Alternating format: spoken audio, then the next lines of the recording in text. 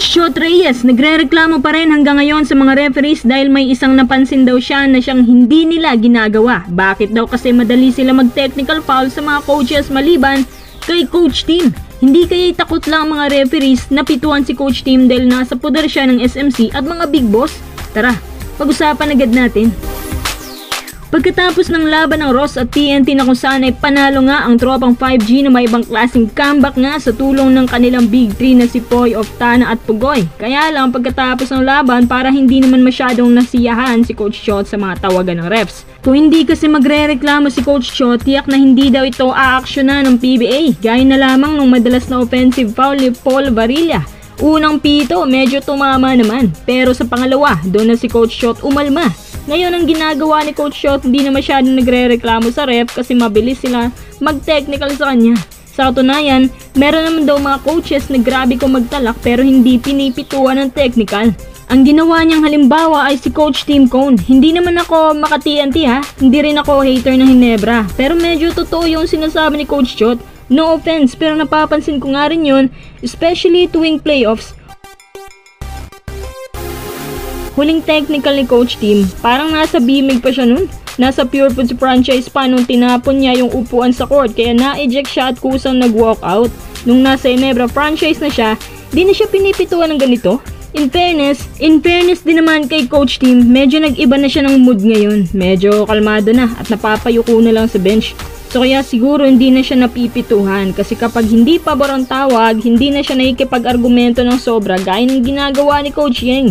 Ito si Coach Yeng, alam niya na mainit sa kanya ang mata ng mga refs at sa lahat ng coaches. Siya yung pinakaayaw talaga ng mga referees. At alam ko, marami din siyang napapansin ng mga ganitong cases pero hinahayaan na lang. Sa laban ng Ross at Magnolia Season 49 quarterfinals, halos nagwawala na nga si Coach Chito doon sa court pero hindi pa rin siya pinipituhan. Pero kung si Coach Yeng yun, tiyak ejected agad. Ang gusto ni Coach Chot ngayon yung tawagan sana na patas, di yung may pinapaboran. Base naman sa opinion ng karamihan, si Coach Tim daw kasi nasa poder ng SMC at Hinebra pa talaga, kumpanya ng mga big boss. Kaya siguro takot sila. Mataas naman ang respeto ni Coach Chot sa boss ng SMC at kay Coach Tim. Ang problema lang niya yung mga referee.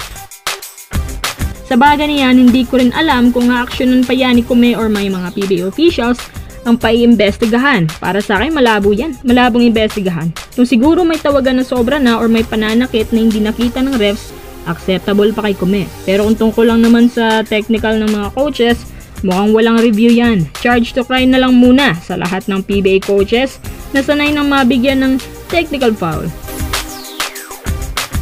Dugtong na rin natin itong possibility na kunin na nila si Mikey para lamang maipush nila itong Philippine Cup. So imbes na 1 year yon para talaga makasigurado na hindi makaalis si Mikey, good for one conference lang ang pagkuha sa kanya. Dahil nga hawak-hawak pa rin ng TNT si Mikey sa leeg, wala siyang magagawa kundi ang ibaba ang kanyang sarili para magkaroon ng trabaho.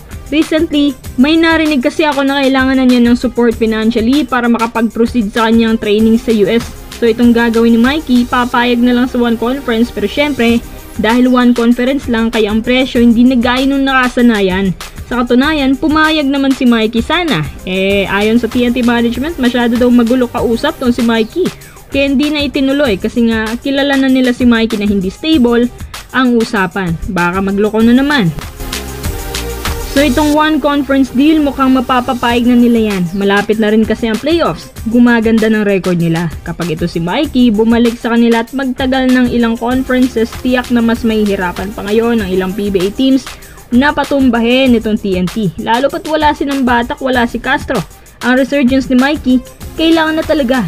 Good deal ito para sa TNT. Alam naman natin na si Mikey sakit sa ulo ng maraming teams sa PBA.